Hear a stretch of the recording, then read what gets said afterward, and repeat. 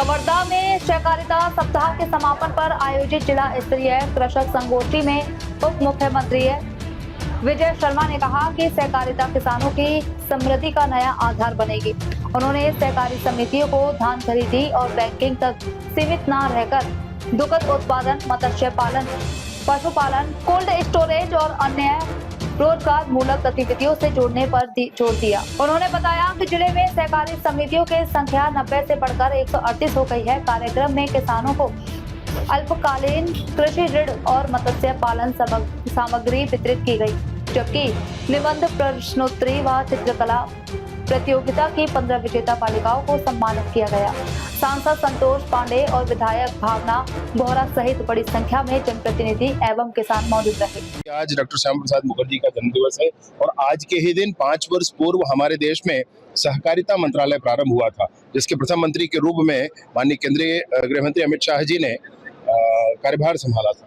सहकारिता एक आंदोलन की तरह सब तरफ बढ़ना चाहिए, यह जवाब है साम्यवाद और पूंजीवाद दोनों के बीच का रास्ता है, और इसमें जो लाभांश है वो पुनर्वितरित होता है इसके सदस्यों के बीच में, और इसलिए ये महत्वपूर्ण है। लाभांश कहीं एक जगह एकत्रित नहीं होता, इसलिए ये महत्वपूर्ण है। सहकारिता के माध्यम से हमारे पूरे ही प्रदेश में अनेक अभियान चलते हैं, विशेष रूप से कवर्धा जहां आज का ये कार्यक्रम है, यहाँ पर अब तक 90 सहकारी समितियां थी जो विभिन्न काम किया करती थी, और अभी 40 सहकारी समितियां इसमें और जुड़ गई है।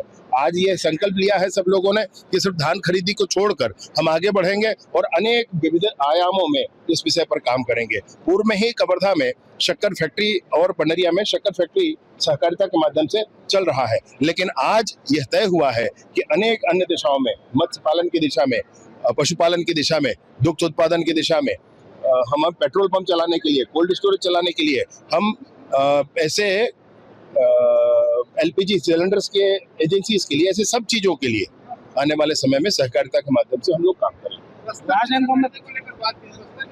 मैंने हृदय की आंखों से बस्तर को देखा है, और इसलिए आपसे जरूर ये कहना चाहता हूँ कि बस्तर के गांव-गांव में, जन जन के मन में सहकारिता का जो भाव है वह दुर्लभ है। वहाँ पूरा गांव एक साथ जीता है, वहाँ किसी एक व्यक्ति का व्यक्तिगत जीवन नहीं है, पूरे गांव का एक साथ जीवन है, और उस जीवन में जब आप देखेंगे तो सहकारिता की अमिट अमर छाप है, वो उनका बना रहे, वो आगे बढ़े। वहाँ सहकारिता कागजों में न हो ना सही, परंतु वो जीवन में है, और इसलिए कागजों में आकर के आगे बढ़ाने में कहीं कोई वहाँ दिक्कत नहीं है। सहकारिता के क्षेत्र में हमारा बस्तर आने वाले समय में महाराष्ट्र और गुजरात से भी आगे बढ़ेगा, इसमें संशय नहीं है।